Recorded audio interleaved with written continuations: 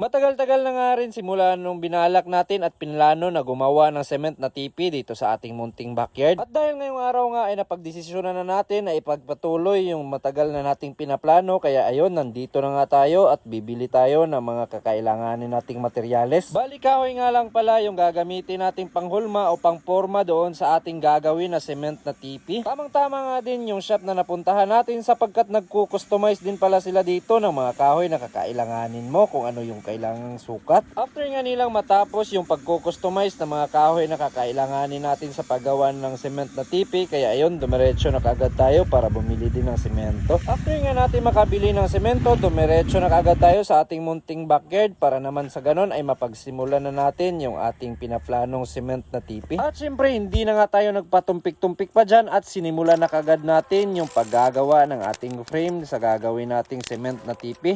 Sapagkat medyo alanganin na nga din tayo sa oras kasi galing din tayo sa trabaho niyan. At pagkalipas nga lang ng ilang minuto, ayun na, tapos na yung ginagawa nating frame sa gagawin nating cement na tipi. Bali yung sukat nga pala sa ginagawa nating frame sa ngayon is 4 feet by 2 feet.